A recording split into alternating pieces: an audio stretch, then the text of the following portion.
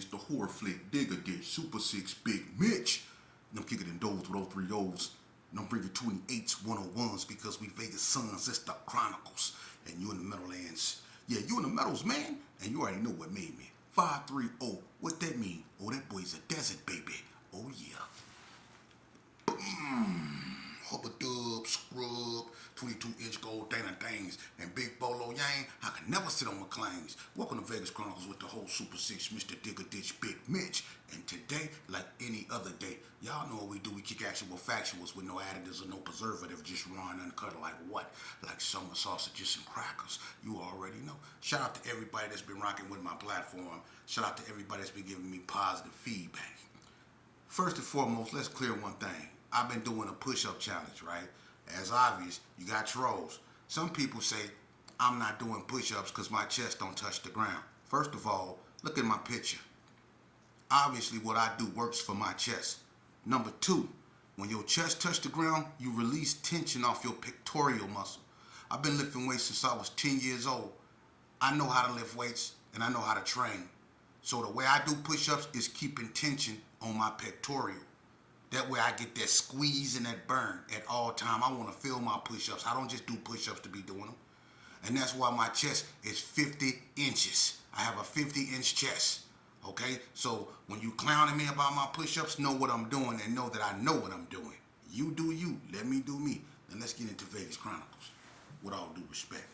You know, I was asked questions, and some of y'all be asking some way loud questions, but one question I asked that was kind of entertaining was, back during my era, what look or what hat or what insignias really differentiated gangs from one another? I thought that was a good question. But see, like Cali, who really put emphasis, or Chicago, who don't really put emphasis on hat, they put emphasis on what side you wear your hat. To the left, you're a vice lord. To the right, you're a disciple, right? Okay, in California, you have a assortment of different hats that identify with different neighborhoods. In Las Vegas, you have sort of the same thing. For instance, if you're a West Coast blood, they main hat for a long time during my era was the St. Louis Cardinals hat, the SL hat. And the SL stood for Sean Lee, which was S-Hog, a member of the West Coast Bloods who was unalived, unfortunately. I'm not going to get into that. But the West Coast Bloods wore the St. Louis Cardinals hat. And that SL stood for Sean Lee. They also wore UNLV hats because UNLV colors are red and gray. And so is West Coast Bloods colors. They are red and gray. So those two hats, whether it's UNLV, the Rebels, or St. Louis Cardinals, along with other assortment of hats, whether it's Boston Red Sox or anything that got to affiliate with red or the B, the West Coast Bloods most likely wore it. The Pirates out here, like California, mostly wore P hats, whether it's Phillies, Pirates, anything with a P. Now they wear Bs, Boston Red Sox, and other hats too. But the P hat, that normally, affiliates the Pirates and the PBs. They wear P hats too. But the hood, they bloods and their colors is red and tan. And they, as far as wearing, specific hats to identify hoods have a distinctive look. They have a distinctive walk. They real deep in the north. Whether it's the jungles, they got a part of the hood called the jungles, and they had a part of the hood called the Wild Wild West. So regardless of where you was from down there, you had a distinctive look, not so much as a hat. It was the way they walk. The hood had, and before the hood was really throwing up that, the hood used to throw up the foe like that. The hood threw they sign up different from everybody. They had a swagger about themselves, the hood did, because a lot of them was money makers. A lot of them grew up middle class. So the hood always had a swag about themselves, the way they dressed, the way they walk, so the hood had a distinctive look. Donna Street, when they came out, Donna Street just didn't have a distinctive look. They wore Blue Devil hats, the D hats. They had the Dodgers attire. When they first came out, they used to wear Dodger jerseys. So anything with a D, or Dallas Cowboys. A lot of them wear Dallas Cowboys because when you break down Dallas Cowboys, you really get DSC in there. Donna Street Crib. So a lot of them, and you know, their colors I think is blue and gray. You know, so anything that have a D on it, you know, really the Duke's devil hat, blue devil hat, that's Donna. And Donna also was known for having Hawaiian silky curls. You know, short at the top, long at the back. Their Cadillacs was jacked up in the back. And a lot of Donna Streets was on switches. They really popularized switches. You know, people like Tyrone Daughtery, and then you had the one boy Dragos down there. He been having low lows for a long time, and you know they get it from people like Anthony Mason, who's known for low riding. You know, Roy Logan and all those OG cats down there. They was always having those low lows. You know what I'm saying? So Donna or GQ period, they had distinctive looks, and you know at one point in time, the GQs, which stands for Gentlemen Quarters, they were the most debonair in Las Vegas. They were the clean cut, the ready for the world looking. You know, they look like they can do that whole Thriller dance. Doom, doom, doom. And look, they look like they can go out there and do all that Thriller dance when they be doing all that. The GQs can do all that. They was moonwalking with glitter socks on. One y'all Silky D. LA Street clothing. Y'all was wearing Bugle Boys with penny loafers. Y'all had diamond gloves and was throwing up Crip signs in them. Keep it real. Cause I got stolen by a couple of y'all, you know what I mean? Baby GQs over there in Bonanza Village. We had a couple fights with them. You know what I mean? They used to fight with diamond gloves on. How you dressing like Michael Jackson but can fight? And they can fight hard though. You getting beat up by a bunch of dudes look like Michael Jackson, and I swear to God, man, the GQs, they had a distinctive look. When you go to the Gerson had us distinctive. You know what, man? I'm keeping 100. We all had a distinctive look. All our hair was nappy. Yeah, buddy, lips white, eyes red. You come over there in Herbert Gerson, you already know. Yeah, but now the Gerson had a distinctive look too. You know, they wore Green Bay hats because Green Bay Packers, we used to color in all the letters, and if you look at Green Bay Packers, you can spell out GPK. So if you color everything in Green Bay Packers, you can spell out GPK on that. You know, so we used to always color in the letters and lead to GPK, or we'll wear Raiders. You know, and we used to color that in and try to make a little EL and then D. You know, Los Angeles, and then at the bottom it'd be big Raiders, so we'll color everything in except the little EL, and then at the bottom it'll be a big D from Raiders, so you'll see LD on the hat, which stood for LD Zave, which was my cousin that was unalived at the Comfort Inn. You know, we wore Philadelphia Eagles hats because they were green and black. We wore LA Kings hats because the Kings, you know what I mean? So anything that had to do with green and black, or Boston Celtics, you know what I mean? The Gersons wore that.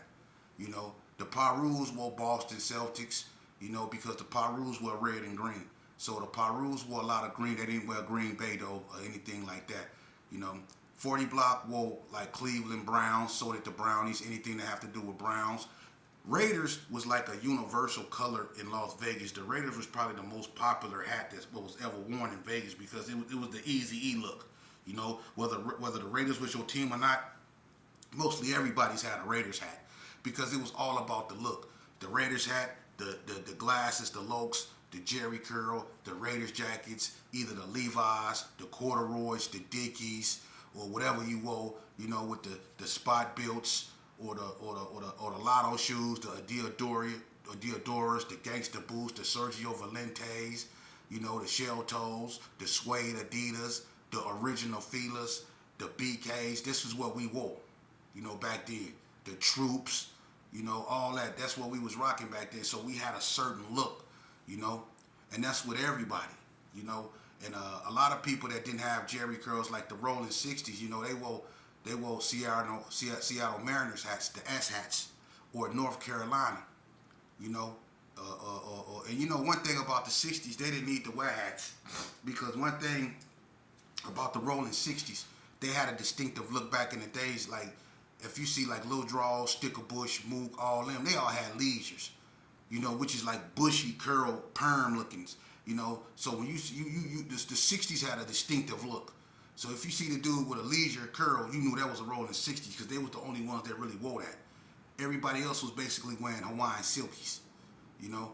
I messed around and went to Memphis, Tennessee, right? and I let one of the staff members out there put what they call a curl nouveau on my head.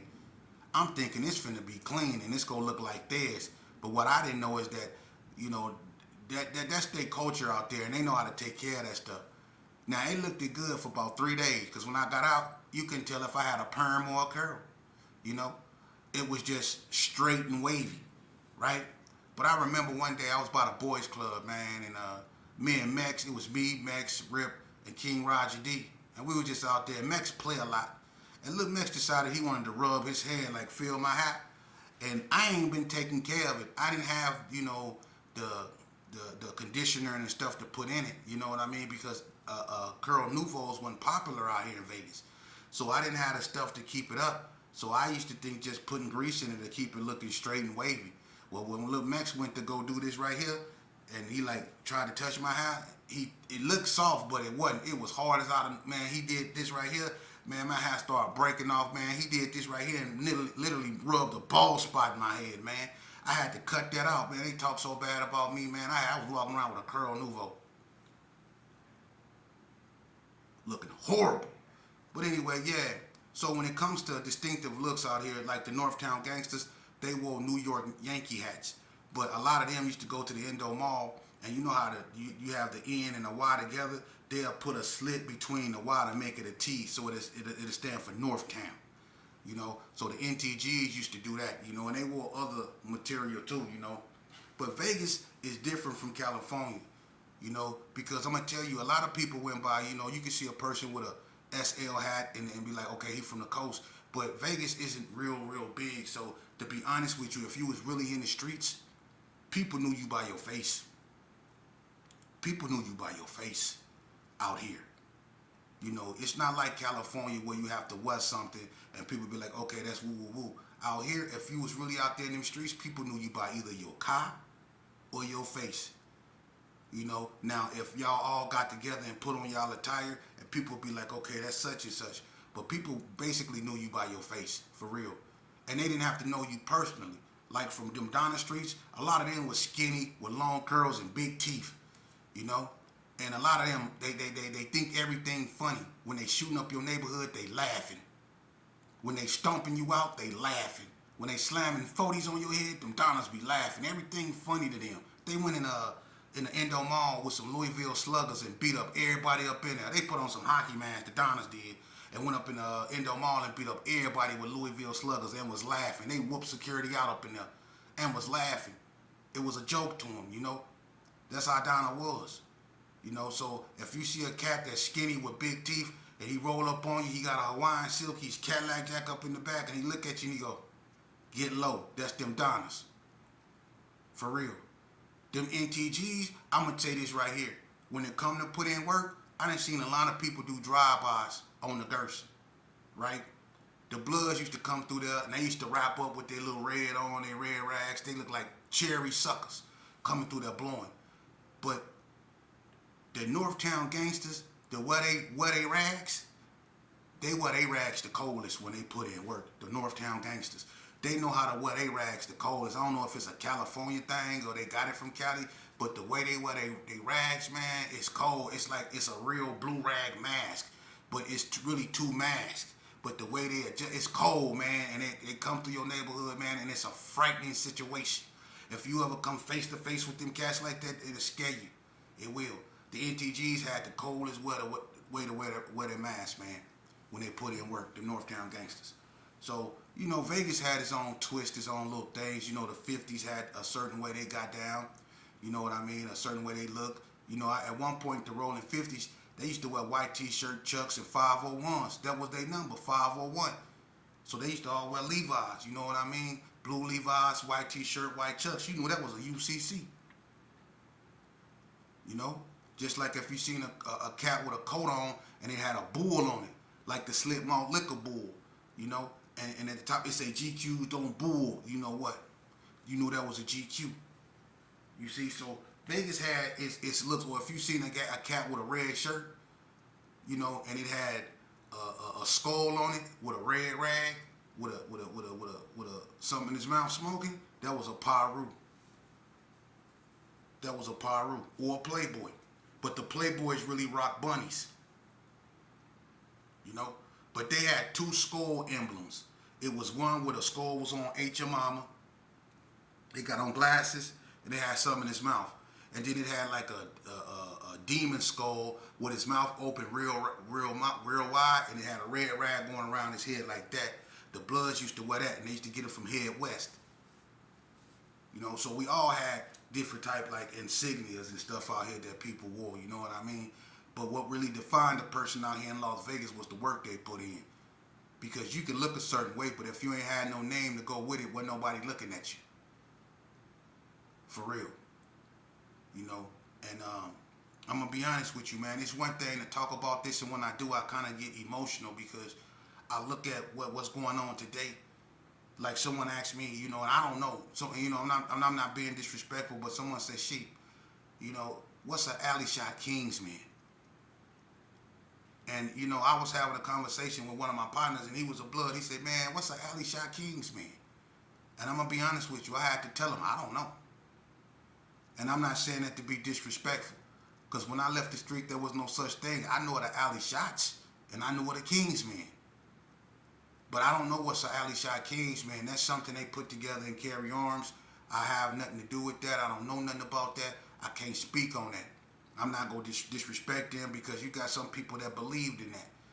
My thing is, I'm trying to get people to believe in themselves. Put all that bullcrap aside, because if you want my humble opinion on it, alley shot Kingsman, just like all this other stuff that they putting together, is nothing but patches of remnants of the past that they trying to cling to. Ain't no more of that stuff. It's over with. Carry arms is gone. Just like Herbert Gershon is gone. Just like the original Madison Terrace is gone. They undoing West Coast. That stuff is gone. The brownies is gone. People, look, if you walked in a desert and you seen a bike and it was a frame, a GT or a Mongoose, popular bikes back then, GTs, Mongoose, Diamondbacks, so on and so forth. Everybody remember the GTs though, right? Or the red lines, but the GTs, they had a unique frame. So say you was walking through the desert and you seen a GT that was popular way back in the 80s. Everybody had one. And you was like, wow, but it's an old rusty frame. It ain't no good, but you remembering what it used to be, not what it is, what it used to be. So you pick the frame up and you try to take it home and you showing everybody, and everybody like, man, that bike, oh, but this is a GT. And everybody remember what GTs used to be, so they like, yeah, it's a GT though, but man, it been this old. So you ain't trying to hear that. You try to find some wheels and put it together, and you trying to get everybody to ride it. That's what happens when you take these like alley shot Kingsman stuff that people made way back in the days and try to patch it together to keep it what it is. If you look at what the alley shots been through and how many people that they done lost, if you look at what the Kingsmen's done been through and how many they lost, you wouldn't want to put that together. You wouldn't want to call yourself that. You would want to call yourself what your mama brought you in this world to be, who you are. We done enough banging. And you know what? I don't feel good about leading my little homeboys down a path that I went. I don't feel good about that. That's why I'm sitting here trying to preach what I'm preaching to them. I'm sorry, man. I led y'all astray. I got the balls to say it, man. I'm sorry, man. I was wrong for what I did.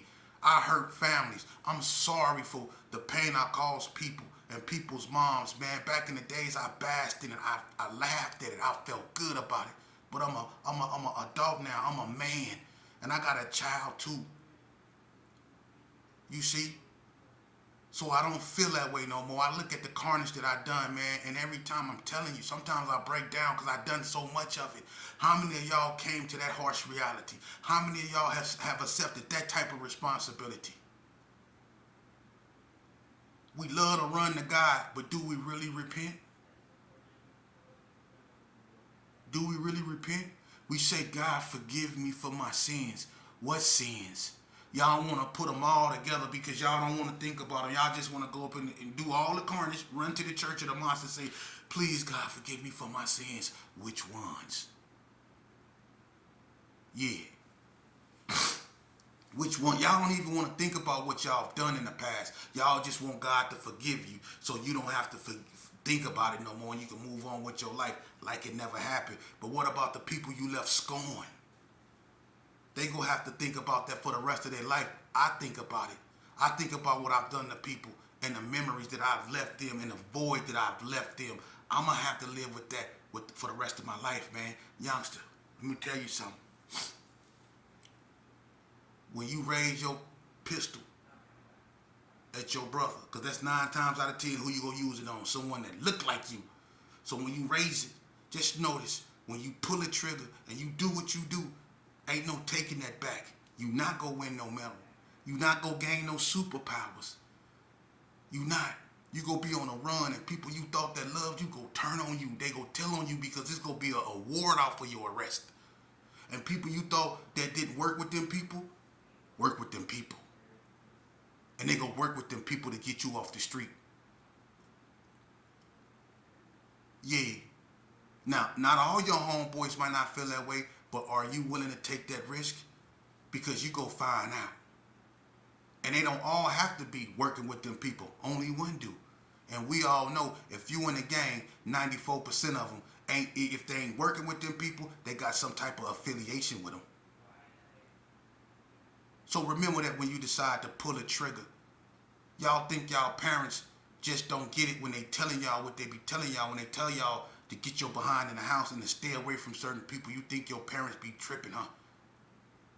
You don't respect their intuition and their wisdom when they be trying to tell you what's good for you. They be trying to tell you what you need to know.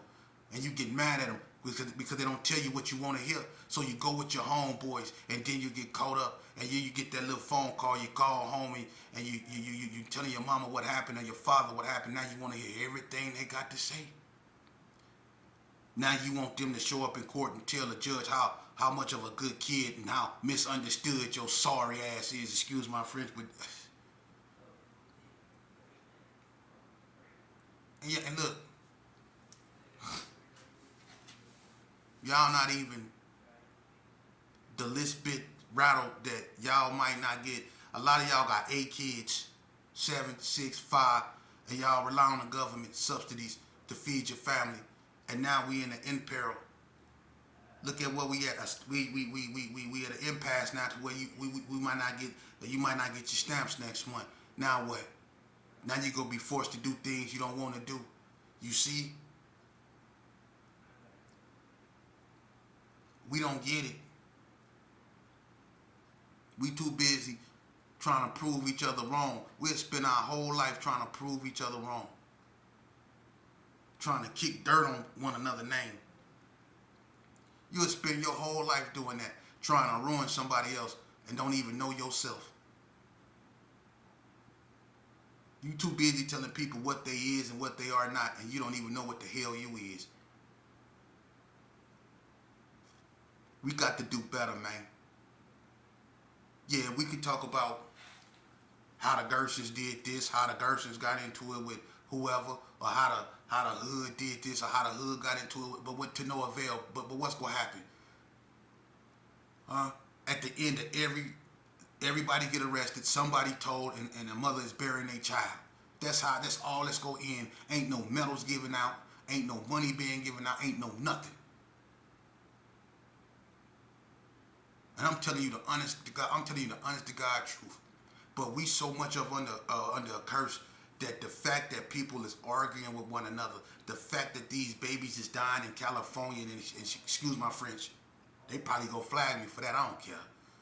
I don't. Not right about now, man.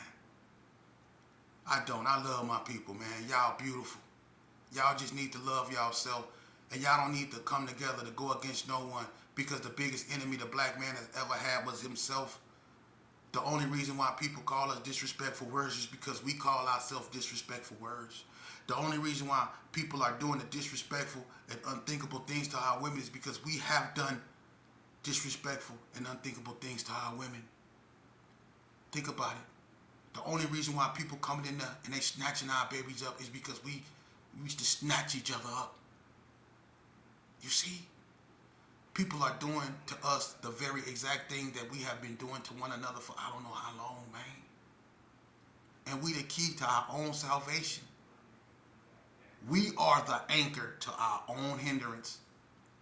and we can undo this. But do we have the will or the wanting? That's the key. And the first sign of recovering from this is accepting that there is an inner problem. We so focused on everything on the out. We so focused on what ICE doing and what ICE going. But if we don't want ICE doing this and ICE going over here, then we need to tune up what we doing. You see? But how is we gonna ever come together when we live amongst each other in places where I can't go and he can't go and she can't go? And this is places that our people reside. Why we can't go and be around our people? Because I'm from this block and you from that block? Are you serious?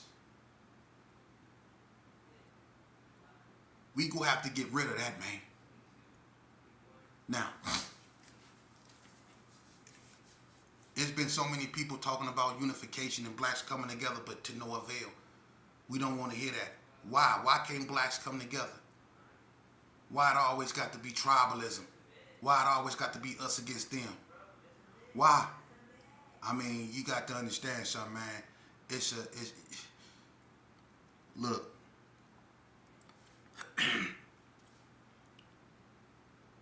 Music